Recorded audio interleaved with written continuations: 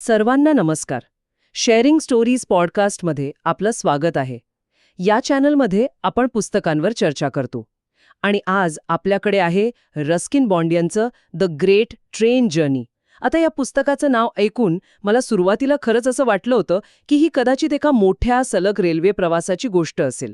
हो, साहजिक आहे. नावावरून तसाच बोध होतो. पण जसं जसं मी हे पुस्तक वाचायला सुरुवात केली तेव्हा लक्षात आलं की हा एका प्रवासाचा वृत्तांत नाहीये, तर हा प्रवासाच्या आठवणींचा एक खजिना आहे. अगदी. रस्किन बॉन्ड आपल्याला भारतातल्या त्या लहान शहरांतील रेल्वे स्टेशन्स, धडधडत बोगद्यातून जाणारी गाणी आणि कधी जंगलातून तर कधी डोंगरांमधून जाणाऱ्या रेल्वेच्या एका नॉस्टॅल्जिक दुनियेत घेऊन जातात. बरोबर. आणि आज आपण याच दुनियेत जरा डोकावून पाहणार आहोत. हो, आणि हे समजून घेण्याचा प्रयत्न करणार आहोत की एका साध्या रेल्वे प्रवासाला रस्किन बॉन्ड एक अविस्मरणीय अनुभवात कसं बदलतात. खूपच छान प्रश्न आहे, कारण मला वाटतं या पुस्तकाचा आत्माच त्यात दडला आहे. हे पुस्तक म्हणजे ते केवळ कथांचा संग्रह नाहीये. नाही. ही एक भावना आहे. बॉन्ड यांनी रेल्वेच्या रोमॅन्सला, म्हणजे रेल्वे प्रवासाशी जोडलेल्या त्या खास नॉस्टॅल्जिक भावनांना अचूक पकडलं आहे. रेल्वेचा रोमॅन्स किती समर्पक शब्द आहे. हो ना. यात भूतकाळातल्या गोड आठवणी आहेत, बालपणीची निरागसता आहे आणि प्रवासात अचानक समोर उभं राहणारं एक अनपेक्षित साहस आहे. म्हणजे यात एक सरळसोट कथा नाहीये. नाही, अजिबात नाही.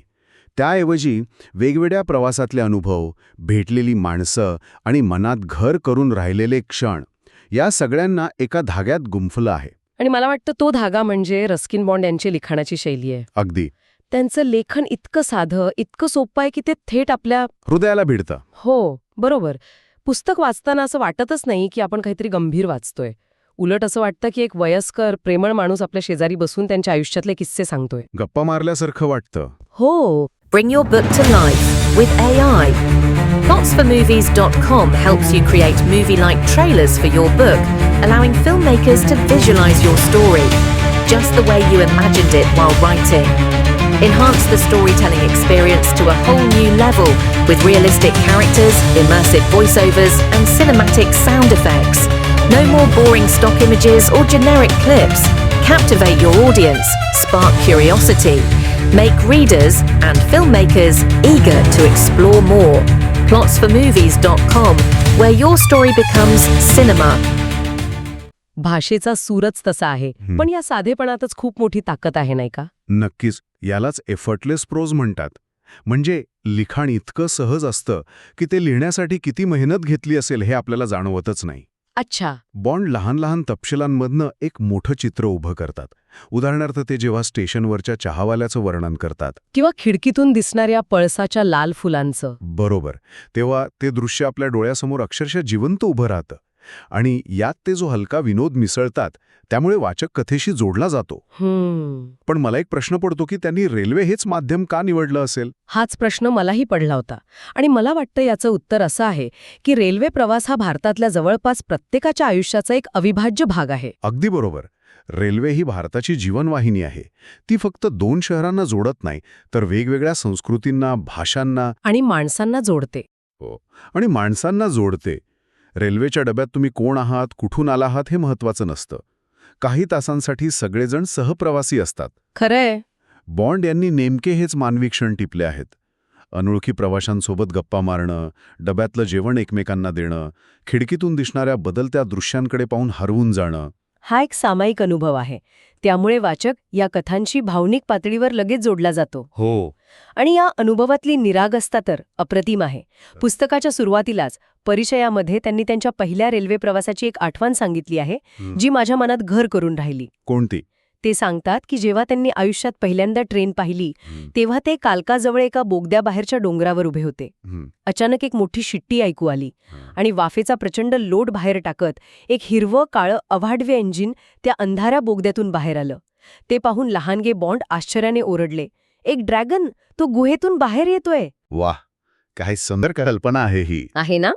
एका वाफेच्या इंजिनला गुहेतून बाहेर येणारा ड्रॅगन हे फक्त एक लहान मुलंच करू शकतं. आणि हेच बॉन्ड यांच्या लेखनाचं सामर्थ्य आहे. बरोबर. ते आपल्याला जगातल्या सामान्य गोष्टींकडेही एका नव्या, आश्चर्यकारक नजरेने बघायला शिकवतात. प्रौढ झाल्यावर आपली ही कल्पनाशक्ती कुठेतरी हरून जाते. आपण ट्रेनला फक्त ट्रेन म्हणूनच बघतो, ड्रॅगन म्हणून नाही. खरंय. बॉन्ड आपल्याला ती हरवलेली निरागस दृष्टी परत देतात. ही ड्रॅगन इन द टनेल नावाची कथा त्याचं उत्तम प्रतीक आहे. अगदी खरंय. आणि याच निरागसतेसोबत मानवी संबंधांचे अनेक पैलू त्यांच्या कथांमध्ये दिसतात.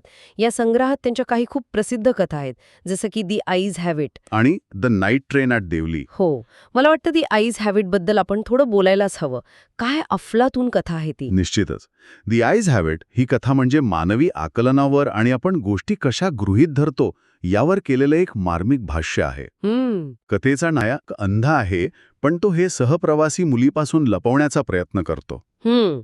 तो तिच्याशी अशा गप्पा मारतो जणू काही त्याला सगळं काही दिसतंय. हो, तो तिच्या डोळ्यांचं कौतुक करतो. बरोबर. पण शेवटी जेव्हा ती मुलगी उतरून जाते आणि एक नवीन प्रवासी डब्यात येतो, तेव्हा त्याला कळतं की ती मुलगी सुद्धा अंध होती. तो शेवटचा धक्का. तो वाचकाला विचार करायला लावतो. मला सर्वात जास्त हे आवडलं की संपूर्ण कथा नायकाच्या दृष्टिकोनातून सांगितली आहे. हो, त्यामुळे आपणही त्याच्याप्रमाणेच त्या मुलीबद्दल अंदाज बांधत राहतो. आपल्यालाही शेवटपर्यंत कळत नाही की ती मुलगी अंध आहे. हे दाखवून देतं की आपण अनेकदा लोकांबद्दल वरवरच्या गोष्टींवरून मतं बनवतो. बरोबर. आणि द नाईट ट्रेन ॲट देवली ही कथा एका वेगळ्याच भावनेला हात घालते. ती आहे अपूर्णतेच्या सौंदर्याबद्दल. अच्छा. देवली नावाच्या एका छोट्या स्टेशनवर गाडी थोडा वेळ थांबते. तिथे नायक एका टोपल्या विकणाऱ्या मुलीला पाहतो आणि तिच्याकडे आकर्षित होतो. पण तो तिच्याशी काही बोलू शकत नाही.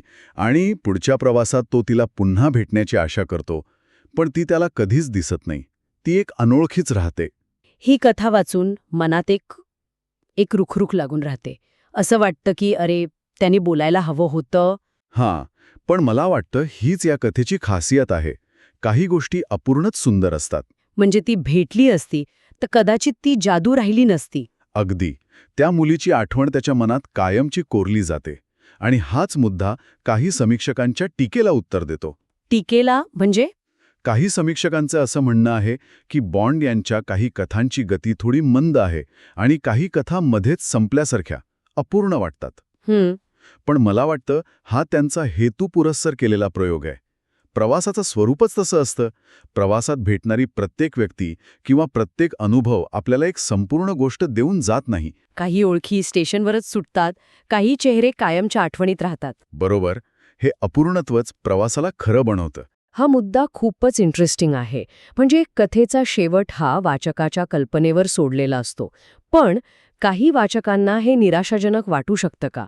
म्हणजे लेखकाने जबाबदारी टाळली आहे असं नाही का वाटणार? शक्य आहे. काही वाचकांना कदाचित एक निश्चित शेवट आवडेल, पण बॉन्ड यांच्या लेखनाचा उद्देश तुम्हाला एक घट्ट कथानक देणं नाहीये. मग काय आहे? त्यांचा उद्देश तुम्हाला एक अनुभव देणं आहे, एक फील देणं आहे. आणि त्या अनुभवात अपूर्णता, प्रतीक्षा आणि एक अनामिक ओढ या भावनांना महत्त्वाचं स्थान आहे. The woman on platform number 8 ही कथा पहा. हो, ती माझी आवडती कथा आहे. ती याच्या अगदी विरुद्ध आहे. ती पूर्णतः मानवी नात्यांच्या उदारतेवर भाष्य करते. हो, अरुण नावाचा एक लहान मुलगा स्टेशनवर आपल्या आईवडिलांची वाट बघत असतो आणि एक अनोळखी पांढरी साडी नेसलेली बाई त्याला खाऊपिऊ घालते, त्याची काळजी घेते. त्याची आई त्या बाईबद्दल संशय व्यक्त करते, पण अरुण त्या अनोळखी बाईलाच आपली आई मानतो. अनोळखी व्यक्तींमध्येही किती प्रेम आणि आपुलकी असू शकते हे या कथेतून दिसतं. आणि हे सगळं इतकं अस्सल वाटण्याचं कारण म्हणजे रस्किन बॉन्ड यांचं आयुष्य. त्यांचं भारताशी असलेलं नातं. हो, त्यांचं जवळजवळ संपूर्ण आयुष्य भारतातच गेलं आहे. त्यांचा जन्म कसोली हिमाचल प्रदेशमध्ये झाला. ते इथेच वाढले आणि आजही मसुरीमध्ये राहतात. त्यामुळे त्यांच्या कथांमधलं वातावरण, लहान शहरं, तिथले लोक हे सगळं खूप खरं वाटतं. त्यात कोणताही परकेपणा जाणवत नाही. अजिबात नाही. त्यांना त्यांच्या पहिल्याच कादंबरीसाठी the room on the roof वयाच्या अवघ्या 23व्या वर्षी जॉन लेव्हेलिन राईस पुरस्कार मिळाला होता. आणि भारत सरकारनेही त्यांना पद्मश्री आणि पद्मभूषण देऊन गौरवलंय. म्हणजे त्यांचं भारताशी एक खोलवरचं नातं आहे जे त्यांच्या प्रत्येक कथेतून दिसून येतं. ते फक्त भारताकडे पाहत नाहीत, तर ते भारताला अनुभवतात. बरोबर. आणि म्हणूनच एक साधा रेल्वे प्रवास त्यांच्या लेखणीतून एका जादुई अनुभवात बदलतो. थोडक्यात सांगायचं तर द ग्रेट ट्रेन जर्नी हे पुस्तक म्हणजे भारतीय रेल्वेला आणि तिच्याशी जोडलेल्या अगणित आठवणींना वाहिलेली एक भावनिक आदरांजली आहे. रस्किन बॉन्ड यांनी आपल्या लेखणीतून एका सामान्य रेल्वे प्रवासाला वेळ आठवणी आणि फक्त पुढे जात राहण्याच्या आनंदाचा एक सुंदर उत्सव बनवलाय. खूपच सुंदर. तुम्ही इतक्या छान प्रकारे या पुस्तकाचा सार सांगितलाय. हे पुस्तक वाचताना आपण फक्त प्रवास करत नाही, तर आपण आपल्या स्वतःच्या भूतकाळात रमतो. हे आपल्याला आठवण करून देतं की प्रवासाचा खरा आनंद ध्येयापर्यंत पोचण्यात नाही, तर त्या प्रवासातच आहे. नक्कीच. आणि म्हणूनच हे पुस्तक प्रत्येकाने वाचायला हवं. आम्ही sharingstories.in येथे पुशिंग इंडियन ऑथर्स या मोहिमेद्वारे भारतीय लेखकांची पुस्तके सादर करत आहोत. ही एक खूप चांगली मोहीम आहे. हो, आणि या कार्यक्रमाला platformformovies.com चे समर्थन आहे, जे एक AI सक्षम बुक ट्रेलर प्लॅटफॉर्म आहे. इथे पुस्तक विकत घेण्यापूर्वी ते अधिक चांगल्या प्रकारे समजून घेण्यासाठी पुस्तकाचा 1 मिनिटाचा ट्रेलर पाहता येतो. अच्छा, म्हणजे खरेदी करण्याआधी पुस्तकाची एक झलक मिळते. हो, अगदी. श्रोत्यांना माझी एक विनंती आहे, कृपया चॅनलला सबस्क्राईब करून आणि आम्हाला पाठिंबा देऊन आमचं प्रोत्साहन वाढवा. आणि रस्किन बॉन्ड ह्यांच्या आठवणींच्या जगात स्वतःला हरवून द्यायचं असेल तर हे सुंदर पुस्तक विकत घेण्यासाठी डिस्क्रिप्शनमध्ये दिलेल्या लिंकचा वापर करा. आणि हो, जाता जाता आम्हाला कमेंट्समध्ये नक्की सांगा तुमचं भारतीय लेखकाचं आवडतं पुस्तक कोणतं आहे. आम्हाला तुमच्या आवडींबद्दल जाणून घ्यायला नक्कीच आवडेल. मी जाता जाता एक विचार सोडून जातो. हो, नक्की. एखाद्या प्रवासात खिडकीतून पाहिलेले एखादे दृश्य किंवा काही क्षणांसाठीच भेटलेली अनोळखी व्यक्ती आपल्या आठवणीत कायमची का घर करून राहते?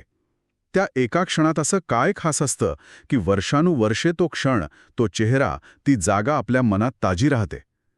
यावर नक्की विचार करा.